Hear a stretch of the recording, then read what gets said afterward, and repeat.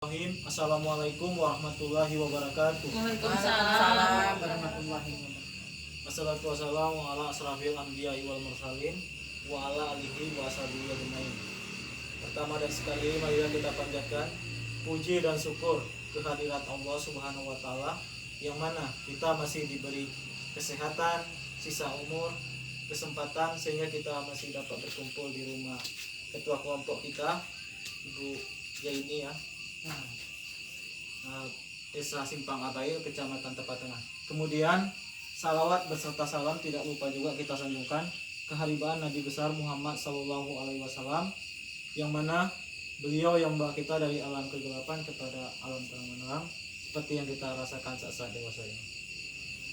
Baik, yang saya hormati Ibu Katim PKH Desa Simpang Abail, Kecamatan Tepa Tengah, Kabupaten Sindung, dan pertemuan kita pada bulan ini yaitu modul kesehatan dan gizi sesi 10 atau kesakitan pada anak dan kebersihan lingkungan. Ya Bu? Ya. Baik, apa kabar?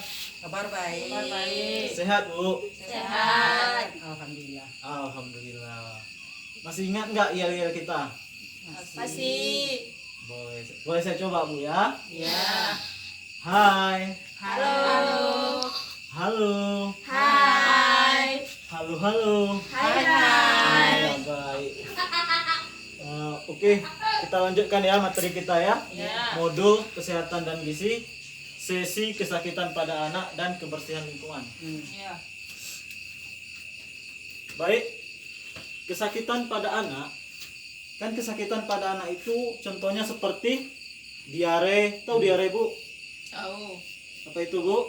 Mencret. Mencret. Kemudian kecacingan. Kecacingan, Besar perut. ya, dan malaria. Jadi Demam berdarah. ya, demam berdarah. Jadi ketiga penyakit ini bisa kita hindari dengan rutin mencuci tangan pakai sabun, BAB di jamban yang sehat, buang sampah pada tempatnya. kemudian penggunaan air bersih. Air bersih itu salah satunya adalah apa? Air yang mengalir ataupun sumur yang terlindungi. Kemudian sehingga anak tumbuh tinggi, sehat dan cerdas. Pertama, kita mengenal dulu adalah diare. Jadi diare itu buang air besar, encer yang berupa air saja dan terjadi lebih dari 3 kali dalam Sehari. Jadi jika misalnya ada anak-anak ibu terjadi misalnya diare ataupun BAB-nya melebihi dari 3 kali dalam sehari, itulah salah satu dari diare. Kemudian misalnya kan masih bayi balita nih, ini kita masih teruskan ASI dan IMPASI. Jadi misalnya ada anak-anak ibu misalnya yang masih bayi balita, itu misalnya masih ASI, ya kan, masih menggunakan ASI. Nah, jadi tetap diberikan sama juga dengan makanan pendampingnya. Jadi berikan dia oralit atau cairan setiap anak BAB dan tablet zinc sesuai dosis. Kemudian jika memang masih berlanjut, segera bawa ke fasilitas kesehatan. Kemudian cegah diare dengan memperhatikan gizi anak. Itu yang perlu kita perhatikan. Jadi misalnya ada uang bantuan untuk anak balita, kita beri juga ini untuk kebutuhan gizi anak. Kemudian menjaga kebersihan peralatan makan dan minum. Artinya kebersihan makan dan minumnya itu perlu dijaga. Terus minum air yang sudah dimasak. Artinya bakteri atau kuman bisa mati. Kemudian di sini menjaga kebersihan diri dan lingkungan. Jadi kan kalau menjaga kebersihan diri dan lingkungan tadi contohnya ya tadi misalnya buang sampah pada tempatnya, BAB di jamban yang sehat, buang air besar di jamban yang sehat, selalu mencuci tangan pakai sabun. Itu yang pertama ya, diare ya. Yang kedua adalah kecacingan. Kecacingan adalah gangguan kesehatan akibat adanya cacing parasit pada tubuh anak. Kemudian cacing mengganggu penyerapan zat makanan dalam usus. Jadi makanan yang diserap dalam usus itu akan diganggu oleh cacing. Jadi cacing ini ada 3 jenis.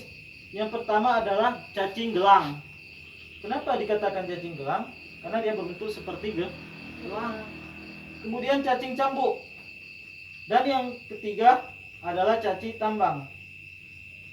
Untuk mencegahnya, selalu cuci tangan pakai sabun. Kemudian potong kuku. Jadi kan pada anak-anak bayi balita itu kan mereka nggak tahu tuh. Terpaksa dari orang tua yang merawatnya ya, ibu. Kemudian gunakan alas kaki jika keluar rumah. Artinya anak bayi balita itu kalau misalnya bermain di luar harus menggunakan sendal, ya. Kemudian BAB, buang air kecil atau menggunakan jamban sehat.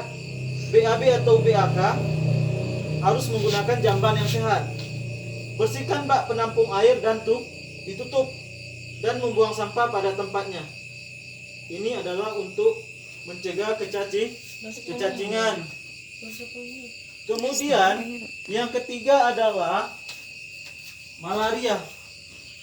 Malaria adalah disebabkan oleh gigitan nyamuk Anopheles betina yang mengidap malaria. Pencegahannya memakai kelambu anti nyamuk berinsektisida yang tidak berbahaya bagi kesehatan manusia. Kalau nggak salah kita kemarin sesudah tsunami ya, ada yang bantuan kelambu yang ini ya, kelambu berinsektisida ya. Ada warna putih. Berarti itu kelambu yang sehat ya, tidak berbahaya bagi kesehatan manusia. Kemudian jika berlanjut segera bawa ke puskesmas. Demam disertai kejang-kejang, demam tidak turun dalam 2 hari. Demam disertai bintik-bintik merah. Pendarahan di hidung atau BAB berwarna hitam. Itu merupakan contoh dari malaria. Ya, Bu Ibu? Ya. Kira-kira setelah saya menjabarkan ini, ada nggak pertanyaannya, Bu? Ada yang perlu ditanyakan apa-apa, Bu?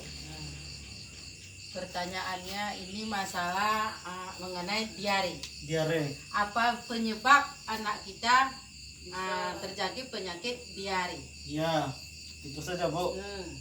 Jadi kan gini, Bu. Penyebab kenapa pada anak-anak kita misalnya, Bu ya, terjadi diare? Pertama, kita tidak memperhatikan gizi anak. Kemudian kita juga kurang menjaga kebersihan, misalnya tangannya misalnya kotor ataupun kukunya panjang ya kan, tidak dibersihkan. Itu juga merupakan penyebab dari diare. Apalagi misalnya minum air yang tidak dimasak. Artinya masih mengandung bakteri atau kuman. Kemudian menjaga kebersihan diri dan lingkungan, dan selalu mencuci tangan pakai sabun. Itu, Bu, penyebab dari diare, Bu. Yang lain, Bu? Yang lain sebentar. Udah itu aja, Bu. Itu aja. Baik.